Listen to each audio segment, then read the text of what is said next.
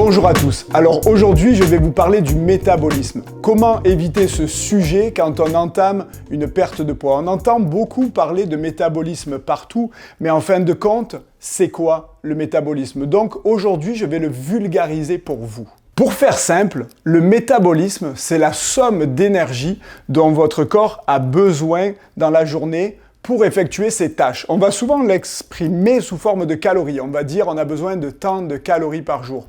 Donc, tout ce que vous avez besoin quand vous récupérez, quand vous vous entraînez, quand vous bougez, quand vous travaillez, va représenter votre métabolisme.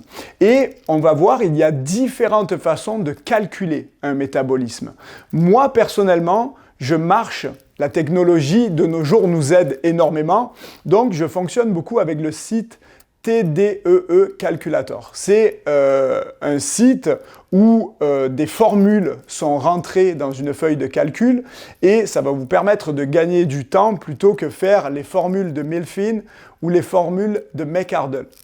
Alors une fois qu'on a trouvé un chiffre, grâce bien sûr aux applications que l'on va choisir, il faut faire attention parce que ce chiffre ne va pas toujours être exact. Et pourquoi? C'est ça qui est un petit peu mélangeant, c'est que vous allez avoir une estimation de ce que normalement devrait être votre métabolisme. Par exemple, je vais dire un chiffre au hasard, il se peut qu'on voit apparaître 2500 calories. Par rapport à vos caractéristiques, vous avez besoin de 2500 calories par jour pour fonctionner. Or, il faut savoir un truc, c'est que votre métabolisme s'adapte à vos habitudes et vous pouvez faire ce qu'on appelle casser votre métabolisme.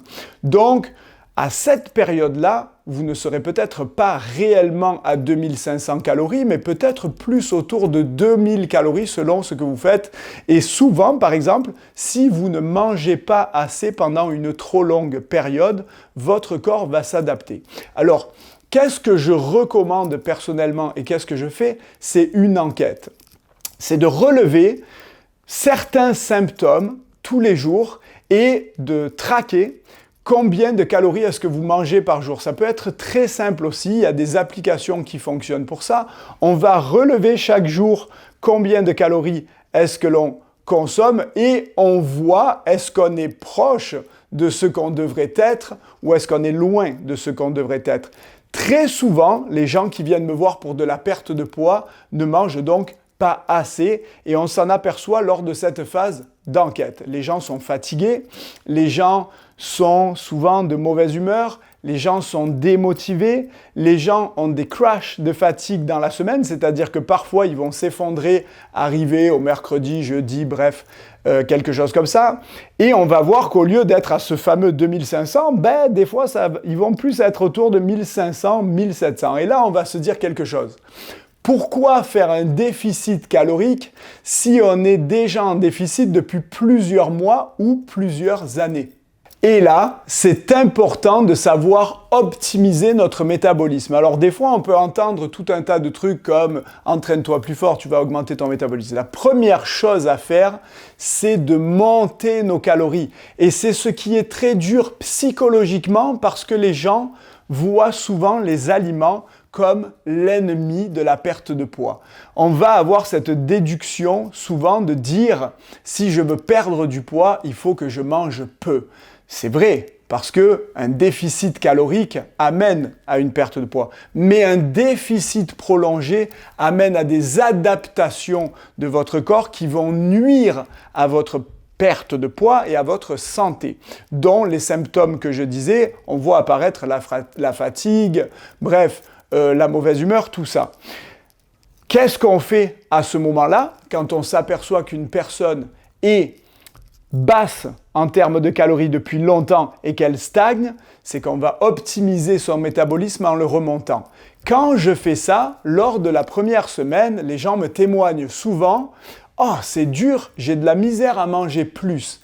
Ça représente un challenge, mais au bout de quelques jours, le discours va changer.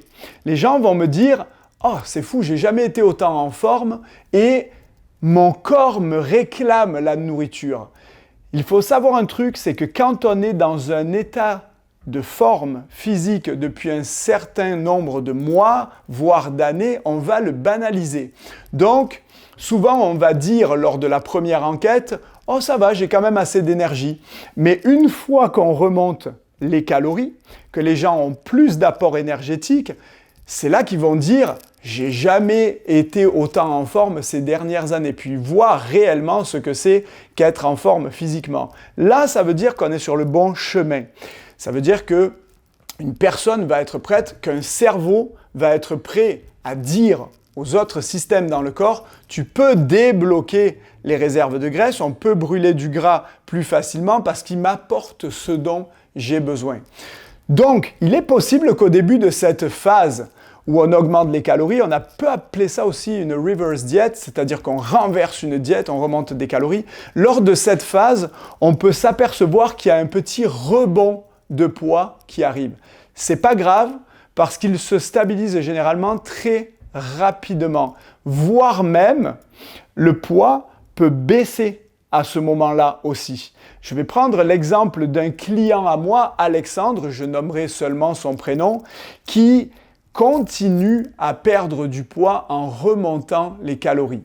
C'est-à-dire, on commence par exemple à 2700, puis finalement à 2400, on s'aperçoit qu'à 2700, 2800, on perd encore du poids. Et c'est très important de savoir déceler ce moment-là. C'est ça souvent que les gens appellent un palier, et c'est ça souvent que les gens n'arrivent pas à franchir. C'est que j'ai au début une perte, mon corps s'habitue au déficit, le déficit peut être plus ou moins drastique, mais arrivé à ce moment-là, on voit qu'on commence à avoir de la misère à perdre, on voit qu'on se démotive, la motivation est aussi beaucoup physiologique, votre alimentation va avoir un impact sur les hormones responsables de votre motivation et aussi de votre bonne humeur. Bref, il faut arriver à déceler ce moment-là pour pouvoir, comme je disais, remonter les calories, casser ce cycle, envoyer un message au cerveau et pouvoir redescendre les calories derrière progressivement et observer une continuité dans les résultats. Maintenant, il y a une erreur commune que les gens font quand ils entament une perte de poids. C'est-à-dire, on va essayer généralement, souvent, d'avoir un déficit calorique autour de 500 calories. Et là, je vais vous citer quelque chose. On met de côté l'histoire des gens qui ne mangent pas assez. Là, on va prendre un exemple plus simple.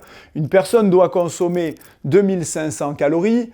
Moi, personnellement, j'aime avoir des déficits plus progressifs, y aller tranquillement. Mais on va prendre l'exemple de 500 calories de déficit. Donc, ça veut dire que les gens devraient être à 2000 calories. Or, qu'est-ce qu'il va se passer? Les gens qui rentrent dans une perte de poids vont se dire « j'augmente mon entraînement et je baisse mon alimentation ». Ce qui fait qu'en réalité, ils vont commencer à faire peut-être de l'entraînement du HIIT sur une base régulière, ce qui fait qu'au lieu de brûler 2500 calories par jour, ils vont peut-être être autour de 3000 calories par jour. Et en réduisant le rapport calorique aussi, en créant un déficit de 500 calories, ils n'auront plus un déficit de 500, mais ils auront un déficit de 1000, puisqu'ils se donnent plus et qu'ils descendent quand même à 2000 calories. Et ça, c'est problématique parce que ça veut dire qu'on rentre dans un déficit drastique et les symptômes vont embarquer 2 fois plus vite et la stagnation peut embarquer vite. Donc, c'est important de se dire, je reste progressif. Si je m'entraîne déjà bien, je garde mon entraînement comme ça et je baisse mes calories. Mais j'essaye pas forcément de faire les deux en même temps. On peut garder les calories et s'entraîner plus fort aussi. C'est un choix. Mais c'est important de ne pas faire cette erreur-là, en fait, et de garder un plan progressif pour votre perte de poids.